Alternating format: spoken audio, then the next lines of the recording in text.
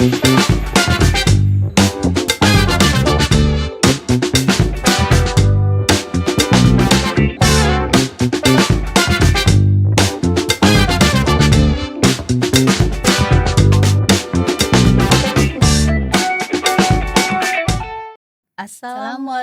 warahmatullahi wabarakatuh. Salam sejahtera bagi kita semua. Om Swastiastu, Namo Buddhaya, salam kebajikan, Rahayu. Halo Persit Sriwijaya, selamat berjumpa di podcast Persit Sriwijaya. Persitnya cantik nian.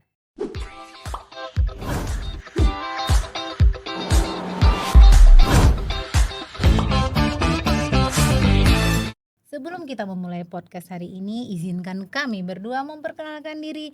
Saya Dr. Rina Arif, spesialis anestesi, dengan jabatan saya di Persit sebagai Ketua Ranting 5, Cabang 2 Opsdam PD2 Sriwijaya. Dan suami kami adalah Letkol Infantri Arif Nurbianto dengan jabatan Kapus Kodal Opsdam 2 Sriwijaya.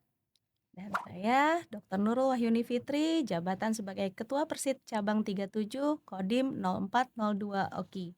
Istri dari Letkol Infantri Yontri Bakti sebagai Dandim 0402 Oki.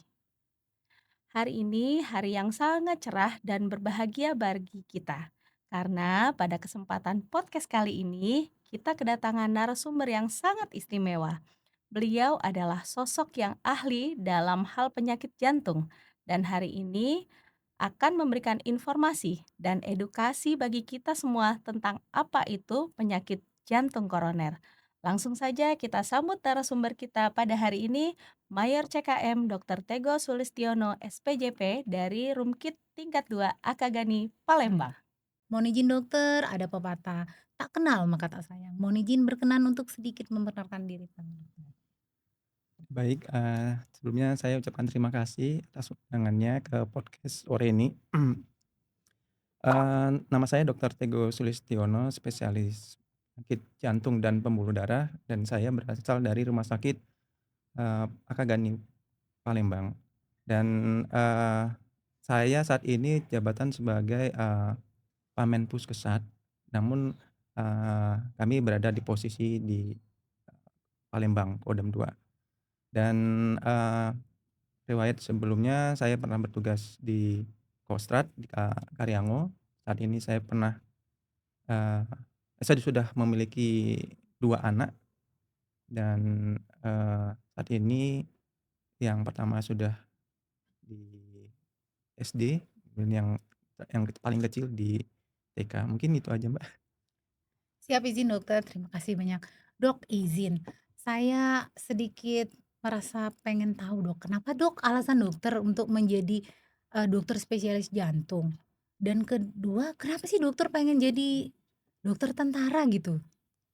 Ya, awal mulanya pada saat kami waktu itu lulus dari Fakultas Kedokteran, eee, kami itu awalnya kan langsung masuk pendidikan tentara itu. Jadi saat itu memang cita-cita dari kecil. Kemudian setelah lulus masuk tentara, ada minat untuk masuk penyakit jantung dikarenakan memang pada saat itu jumlah dokter jantung tentara di Indonesia ini sangat kurang. Sehingga saya terpanggil untuk membantu TNI dalam bidang jantung. Dan ternyata memang peran jantung ini dalam tugas prajurit itu sangat penting, dikarenakan memang prajurit dalam pelaksanaan latihan dan tugasnya itu memerlukan kesehatan yang prima, termasuk di sini adalah kesehatan jantung. Masya Allah, ternyata ya betapa mulia hati dokter. Semoga lancar ya dok ya untuk konsultannya Amin. dan kembali lagi untuk bertugas. Jadi kami ucapkan selamat datang dokter, suatu Siap. kehormatan bagi kami semua. Karena di tengah kesibukan dokter yang mengambil konsultan, belajar terus ya, di tengah-tengah sembari praktek, dia masih menyempatkan diri ya dek untuk menjadi narasumber pada podcast kita hari ini. Izin dokter, berkenan Iya. kita mulai, saya sedikit bertanya. Baik, boleh. Bisa sedikit nggak dok, dokter jelaskan apa sih penyakit jantung koroner itu? Jadi biar sahabat Sriwijaya Podcast ini nggak penasaran, terutama ibu-ibu Persit kita. Baik, iya, jadi jantung pembuluh darah. Di sini pembuluh darah itu merupakan bagian dari jantung, di mana jantung tuh terdiri dari beberapa bagian yang sebenarnya ada otot, kemudian ada saraf, kemudian ada cairan yang melindungi jantung. Namun dikarenakan oleh, akibatnya kematian itu banyaknya oleh jantung koroner, maka seringkali orang menyebutkan untuk penyakit jantung koroner ini sebagai penyakit jantung saja gitu, padahal penyakit jantung itu banyak. Nah, di sini penyakit jantung koroner adalah suatu penyakit di mana terjadinya penimbunan plak atau dalam kedokteran kita sebut sebagai aterosklerosis yang menyumbat pembuluh darah yang berakibat kepada terjadinya penyempitan dan penyumbatan. Nah, di sini berakibat aliran darah dan suplai oksigen ke dalam jantung terganggu yang mengakibatkanlah nanti kita sebut sebagai serangan jantung, gitu, Mbak. Siap dokter, Jelas izin ya. berarti intinya singkatnya itu dari penyakit Gronting itu penyakit jantung yang berhubungan dengan pembuluh darah. Iya, pembuluh darah Berarti jantung koroner maksudnya. pembuluh darah jantung koroner dokter Iya, izin. Berarti itu ya kalau untuk penyakit jantung koroner terjadi, tapi sebenarnya masih banyak penyakit jantung lainnya. betul. Ya, banyak macamnya ya dok sebenarnya Dok. Iya, nah, Ya, itu yang perlu diketahui oleh siap. sahabat Persit Sriwijaya ternyata sebenarnya complicated, cuman yang lebih ngetop penyakit jantung koroner itu sendiri. Iya, yang Oke, dikenal sebagai serangan jantung. serangan jantung yang ada bahasanya angin duduk juga termasuk Iya, dokter? betul, angin dudung. Angin duduk. Kalau Jadi bahasa awamnya Dok, dibilangnya angin duduk, tapi sebenarnya itu bukan angin duduk ya Dokter? ya mungkin kalau kami mengartikannya itu sebagai, kalau dalam bahasa kedokteran namanya angina. Jadi gejala seperti, masuk angin, di mana dada itu terasa seperti tertekan, tertindih. Nah, jadi di sini, ada beberapa yang, belum paham mengenai, gejala dari penyakit jantung itu sendiri. Di mana, awam itu misalkan, nyeri dada kiri, itu langsung berpikiran bahwa itu suatu penyakit jantung. Padahal, eee, bisa saja itu suatu penyakit otot, bisa saja itu suatu penyakit paru-paru, atau penyakit yang berhubungan dengan lambung. Karena memang, penyakit jantung sendiri dia, berhubungan dengan organ-organ tersebut. Nah, namun di sini yang kita membedakannya apa, dengan cara, itu tadi, keluhannya adalah suatu sindrom di mana gejalanya seperti tertekan atau tertindih benda berat. Jadi kita memegang dengan telapak tangan kirinya. Jadi kalau kita menunjuk dengan satu jari, misalkan sakitnya di sini, itu sudah bisa dipastikan bukan jantung. Jadi rasanya berat karena di suatu sindrom maka ada keluhan keringat dingin, mual muntah, pusing, seperti itu. Nah inilah, eee, yang perlu dipahami oleh, para pendengar bahwa, penyakit jantung itu, khasnya seperti itu. Oke, baik Dokter. Nah, selanjutnya Dok, bagaimana sih caranya kita mengetahui bahwa orang di sekitar kita mengidap penyakit jantung koroner? Apakah ada tanda dan gejala khusus yang menandakan seseorang sedang mengidap penyakit tersebut, selain tanda-tanda yang tadi Dokter? Iya, ya penyakitnya, jantung tadi memang selain tadi ada yang disebutkan, dada tertekan, kemudian mual muntah, pusing, ada gejala yang lebih mengarahkan yaitu keluhan tersebut dirasakan lebih dari 20 menit. Jadi kalau hanya 1 menit, 5 menit, belum tentu itu jantung. Kemudian akan bertambah dengan aktivitas. Jadi pada saat aktivitas dia akan dapat, keluhan dada berat disertai dengan misalkan keluhan sesak.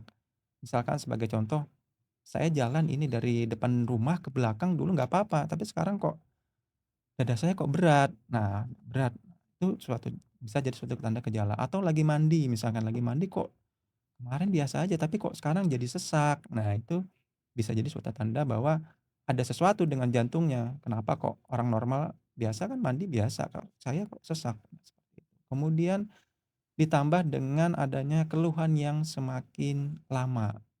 Misalkan, seminggu yang lalu saya rasakan ini mungkin hanya sekitar 15, 20 menit, tapi sekarang bisa setengah jam, bisa 1 jam. Nah, ini bisa bertanda bahwa ada sesuatu. Kemudian bertambah sering itu misalkan, seminggu yang lalu tuh ya mungkin sehari 2 hari sekali, sekarang kok sehari bisa 5 kali. Nah itu bertanda sudah bisa dipastikan ada sesuatu, ada penyakit jantung tersebut. Berarti maksudnya dari Dokter Teguh ini itu terjadi berulang Iya, dan kemudian semakin memberat iya, dan kemudian itu harus ditandai yang lebih dari 15 menit atau 20 menit. betul. Dan itu yang seharusnya tidak kita rasakan pada kegiatan yang harusnya misalnya mandi, berjalan, yang seharusnya ya kita harusnya rileks, biasa menjalankan aktivitas ritme tersebut tiba-tiba ada terasa nyeri Iya, dada. betul. Jadi pada saat itu terjadi, biasanya, dengan beristirahat keluhannya akan berkurang, biasanya begitu. Kuncinya berulang, Semakin sering, semakin sering, semakin dan lama semakin Lama. lama dan terakhir adalah hilang pada saat istirahat. beristirahat.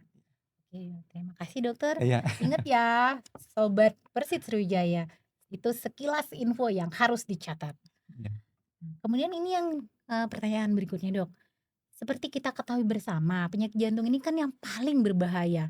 Jadi salah satu penyebab tingkat kematian tertinggi juga di Indonesia. Kira-kira mohon izin dok, apa sih faktor resiko dari penyakit jantung koroner ini yang menyebabkan sebenarnya itu? iya, betul sekali. Jadi penyakit jantung itu masih yang penyebab kematian pertama. Di dunia itu dalam 1 menit bisa ada, 2 sampai 3 kematian akibat penyakit jantung. 1 menit, ini kita lewatnya Satu 1 menit menit. udah 3 orang meninggal di dunia. Banyak. Di Indonesia sendiri, tiap 1 menit 1 orang meninggal. Jadi 1 menit ini udah ada yang meninggal karena jantung. Jadi sampai sebegitu beratnya penyakit jantung tersebut. Nah, apa faktor, resiko dari penyakit jantung tersebut? Eee, ada faktor yang tidak dapat dirubah, yaitu usia.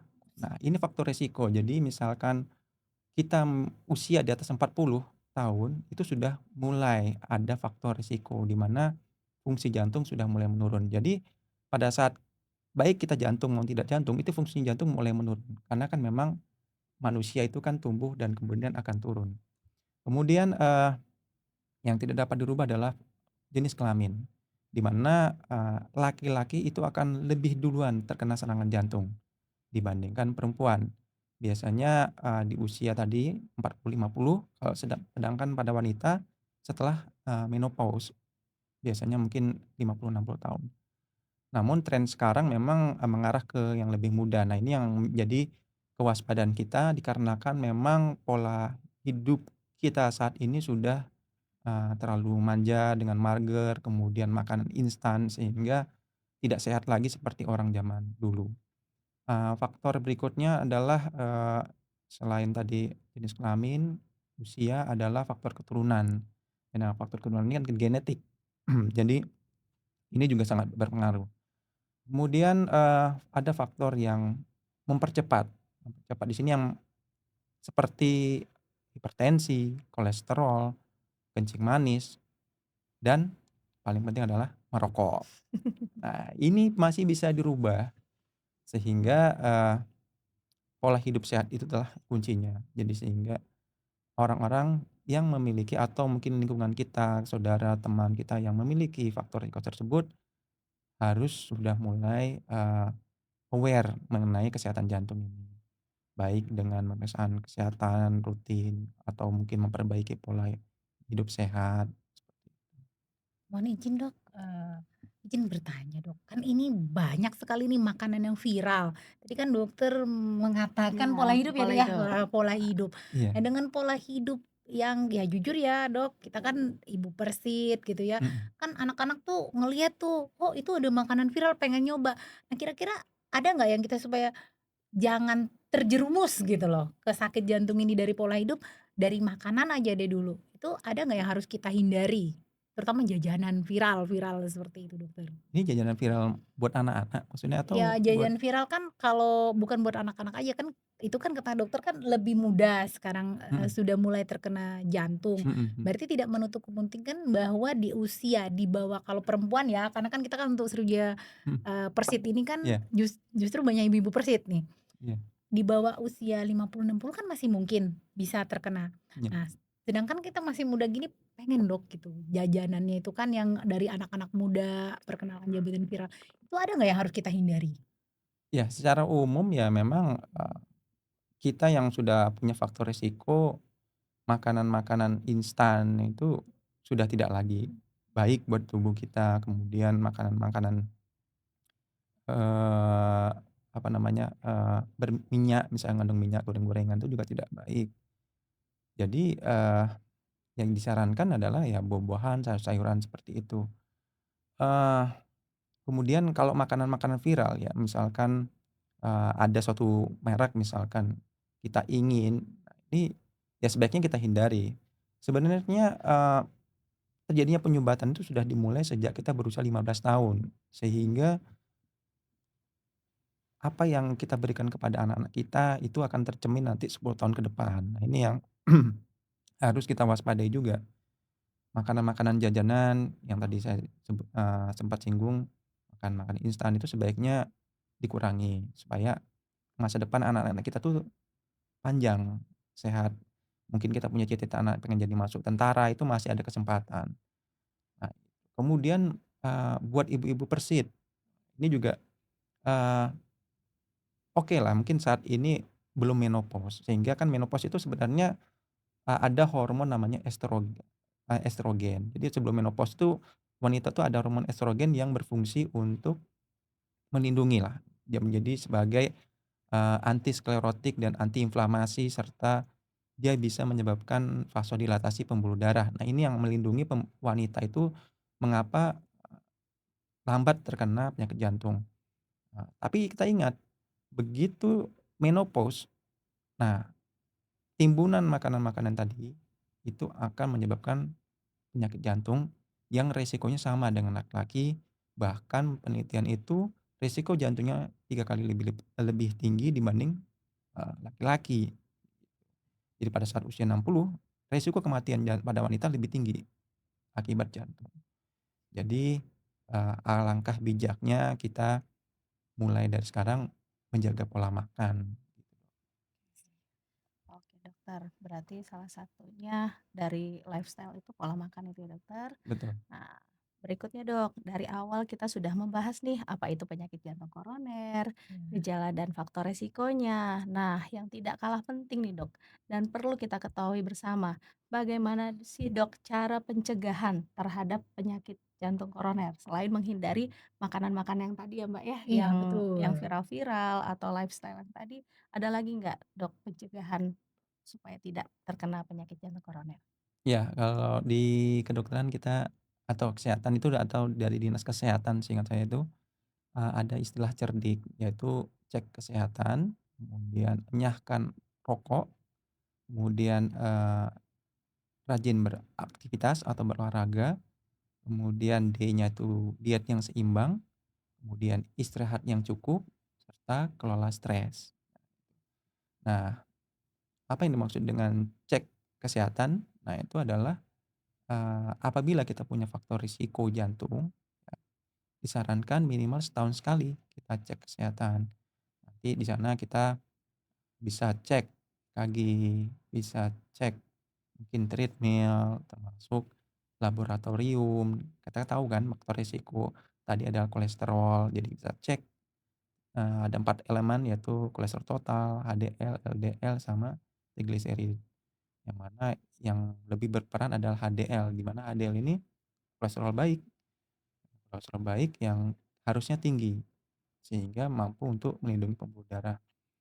Kemudian kan asap rokok itu juga sama, jadi baik, vape maupun rokok itu efeknya sama, karena kan memang rokok itu mengandung 4.000 zat kimia dan 43 zat karsinogen. Karsinogen itu adalah zat yang dapat menimbulkan kanker. Jadi, orang yang berokok selain jantung juga kanker, bisa jadi kanker, terutama kanker paru-paru.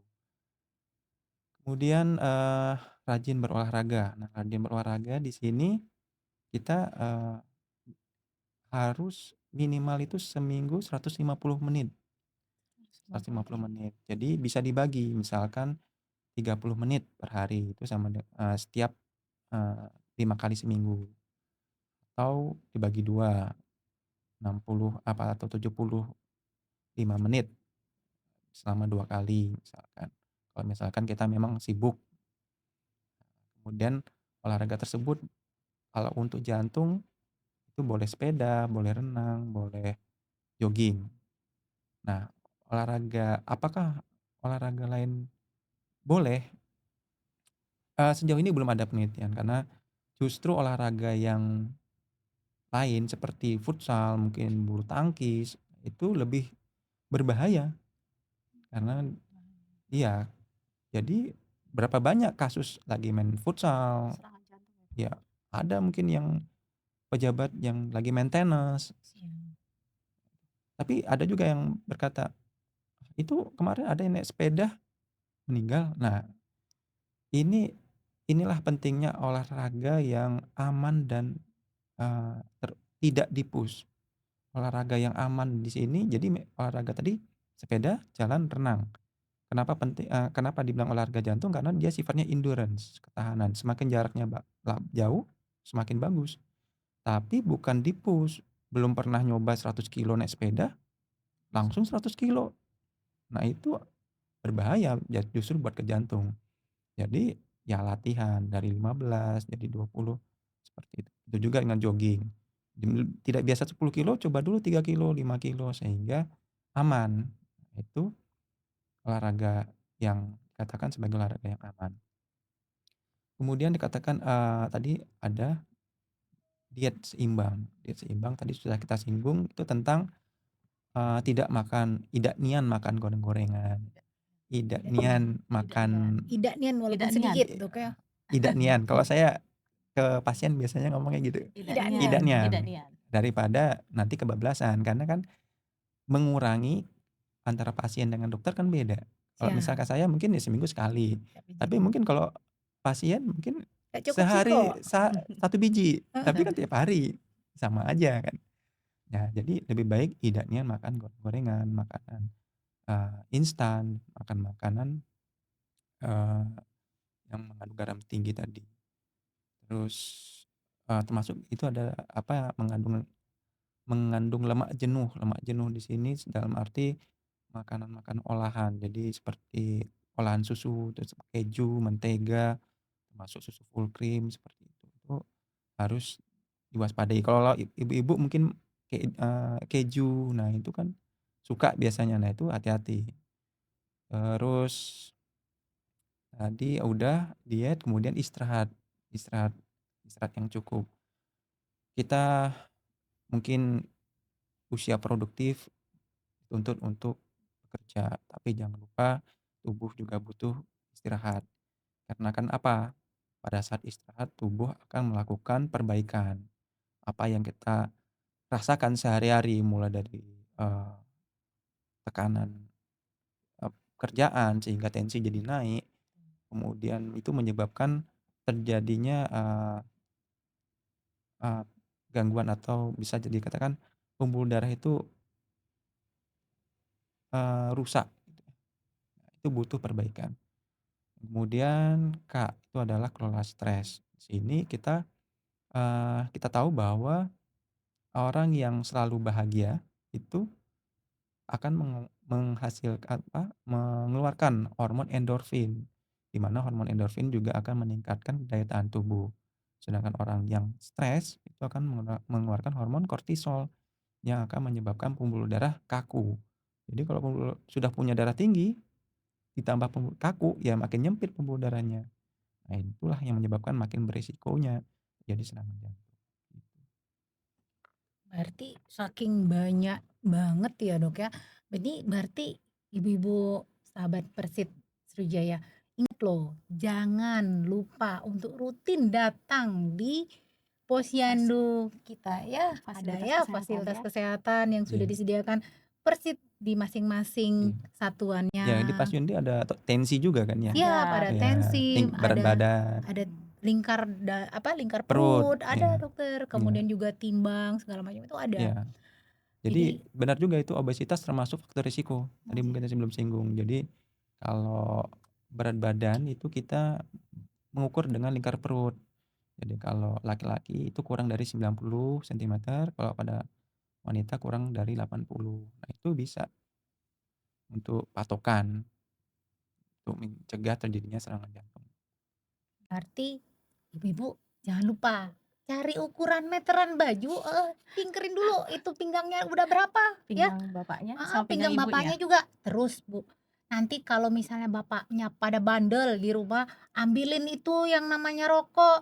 Terus kalau misalnya tuh ibu liatin, ini kata dokter Tego nggak boleh, gitu ya. Jangan lupa podcast Heeh, ini ya, Mbak, ya. ya langsung ini diliatin rekaman podcastnya.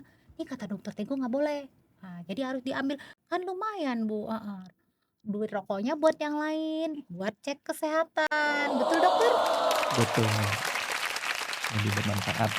Lebih bermanfaat Lebih ya. bermanfaat. Nah, kemudian ya ibu-ibu, ini dokter, kan udah banyak dokter cerita bahwa pola hidup, pola makan, kemudian termasuk itu ya pola tidur ternyata. Terus nggak boleh stres. Kemudian dok, Iya. ada nggak yang dokter ingin sampaikan gitu loh kepada persit-persit kita yang cantik ini, terutama Persit Sriwijaya ini dok, dan juga ya mungkin sekarang bapaknya diseretin gitu, "Ayo denger," gitu, nah podcast gini gitu, untuk menyaksikan. Ada dok izin?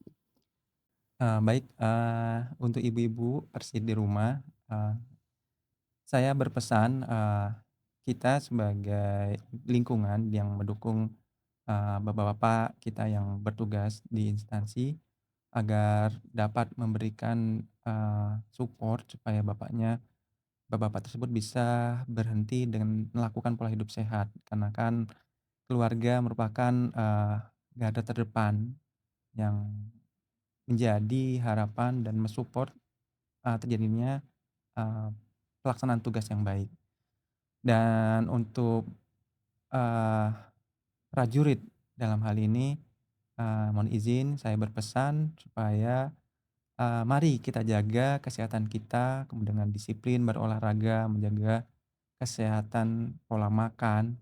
Karena kan, tugas kita itu menuntut, fisik dan mental yang prima, sehingga kita dapat menjalankan tugas prajurit TNI dengan baik, eee, dan, eee, dengan penuh semangat. Oke, terima kasih atas informasi yang diberikan. Dan sedikit saya menyimpulkan, dokter, dengan penyakit jantung koroner ini kita, sahabat Persit, harus lebih waspada. Pentingnya pencegahan melalui gaya hidup sehat tentunya seperti diet rendah lemak, berhenti merokok, dan olahraga teratur, serta peran serta keluarga dan tenaga kesehatan dalam mendukung perubahan gaya hidup mungkin lebih ke penderita. Satu lagi pesannya, tetap semangat, jangan lupa bahagia. Dan yang pasti manfaatkan dong yang sudah jadi, eee, sehari-hari kita bahwa kita punya posyandu di lingkungan masing-masing Persit, kemudian juga bahwa kita harus aware, ternyata satu orang bisa meninggal dalam 1 menit dan berapa ratus orang dalam 1 hari, dalam 1 bulan. Jangan sampai orang-orang terkasih kita, bapak-bapak TNI yang paling ganteng itu adalah sebagai korbannya. Jadi ibu-ibu, satu ingetin ya, tadi nggak boleh merokok, kemudian nggak boleh makan berlemak. Nah, kemudian aware sama kehidupan ya, berarti pola hidup, olahraga, ya juga gaya hidup, kemudian istirahat yang cukup, dan waspadai untuk deteksi dininya bahwa hati-hati itu ada yang berulang, bahwa kalau misalnya kita berkegiatan ada yang nyeri, itu berulang, kemudian waktunya semakin panjang dan hilang pada saat istirahat. Dicatat ya ibu-ibu, dan sangat baik untuk sekarang bapak-bapaknya di-aware, hati-hati itu lingkar pinggang udah berapa gitu ya. Ingat ibu-ibu 80 ya, coba diambil itu talinya untuk diukur gitu ya. Kemudian luar biasa sekali untuk hari ini sahabat Persis Sriwijaya Podcast. Sangat luar biasa. Terima kasih dokter atas Sama-sama. edukasinya. Masya Allah banyak sekali wawasan yang membuka ya walaupun kita berdua nakes ya deh ya. Iya. Ternyata masih banyak yang harus kita ketahui. Semoga hal ini dapat bermanfaat buat ibu-ibu semua di rumah, buat terutama untuk kesehatan keluarga ya, buat suaminya, buat anaknya juga, buat orang tua ibu-ibu juga, mertuanya juga, tetangganya juga boleh gitu ya. Nah, Kami ucapkan terima kasih banyak atas kehadirannya, Dokter Tego, dan Sama-sama. terima kasih juga sudah menyimak kami walaupun sedikit-sedikit mohon maaf ada keselionya. Ya. Buah nanas, buah koeni. Dicampur gulo, lemak nian. Cukup sekian pertemuan kita ini, semoga sahabat Persit berkenan. Semoga Persit semakin jaya dan selalu dalam lindungan Yang Maha Kuasa dalam mendampingi suami. Tentunya kepada sahabat Persit daerah 2 Sriwijaya, terima kasih sudah bergabung di podcast ini. Saya Dokter Rina spesialis anestesi dan Saya Dr. Nurul Wahyuni Fitri. Saya Dokter Tego, spesialis jantung dan pembuluh darah. Sampai berjumpa lagi di Persit Sriwijaya podcast selanjutnya. Wassalamualaikum Assalamualaikum warahmatullahi warahmatullahi wabarakatuh. wabarakatuh.